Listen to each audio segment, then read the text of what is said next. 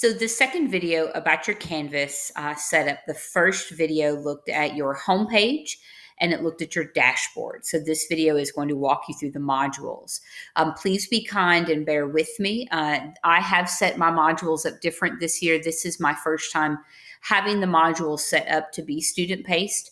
And what that means is that as you progress through the module, you're able to open and kind of level up like a game, the next level.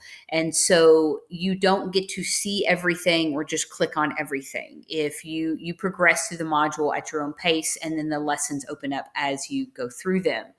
So I am doing it a little different than some of the other teachers that do that. I will always have in every module, you're going to be able to click on, and you'll have to click on an overview and resources. So when you click on the overview and resources page, they're all going to look a little bit like this. And so there'll be a little introduction, and this will tell you a little bit about this unit. And then as you scroll down, you're going to have links that will help you study. These links are valuable and important to you as part of the unit. They are resource guides. These are not things that you have to do or you have to view. So the first unit was really short. We really did all of this in class. So you have already seen these if you've been in my class. How to put out a fire, the kitchen safety basics slides that we went through in class and students did their guided notes on. And then there is also a chapter of the textbook that aligns with each of these units. You have access to this at all times. There are also learning objectives for the unit, and that tells you exactly this is what we're going to learn. This is my expectation at the end of this unit, that you know and you understand these items and these things. When you get to the bottom, you would be able to click this button that said, for you, it will say mark is done. I clicked it because I've been playing with it as a student. And then when you go back to it, it'll say done. And then you can just click next. When you click next, you're going to have a lesson page, which is a little different than the unit overview. So some units will have more than one lesson in them. For example, this first one is just avoiding kitchen accidents and injuries. These lesson pages will always look the same. So this is our objective. This is what we are learning. The assignment, most of the time it'll just say do the ed puzzles as they open. In this unit, it's the kitchen safety guided notes, which we did together in class. So you should have already done that.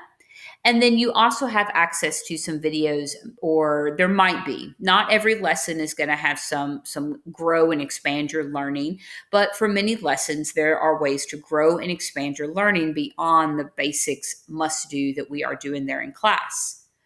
So what's really important is at the bottom of the lesson plan page, you will see English language learners. I have students in my classes that do not speak English or are learning to speak English as a second language.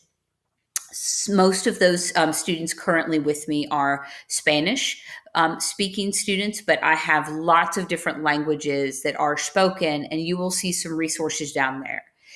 You are welcome. Every student in my class is welcome to utilize these.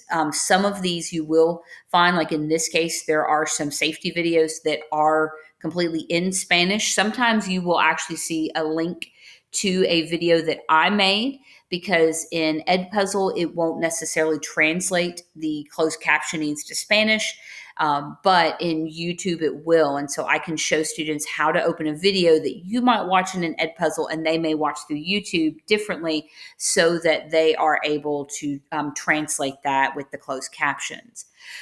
You'll see pages for Immersive Reader. So anything right here that has a pages for Immersive Reader, that is available to any student. And when you click on it, it is always going to be, and it's taken, it's storming, so my internet's running a little slow.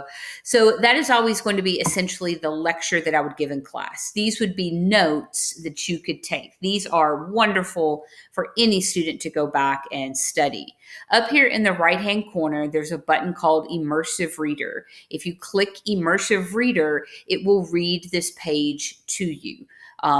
There are ways to set, I think there are ways to set the language so the English language learners can actually have it read to them in their native language, Or I think there might even be ways to have Canvas translate over, and when they pull it up, it says that here. You could copy and paste it over to Google Translate. There's a couple of different options and ways that students that are English language learners are able to get the content still translated over to their native language. So I always provide those resources. They're for everybody. They are not just for the English language learners. And then those are going to be valuable for everyone. So the module at the bottom of your lesson resource page and the bottom of your unit overview, you should have a button down here that'll say mark as done. You just click it and then you'll be able to go on to the next. When you go to the next, now my access is denied because I am in student view. So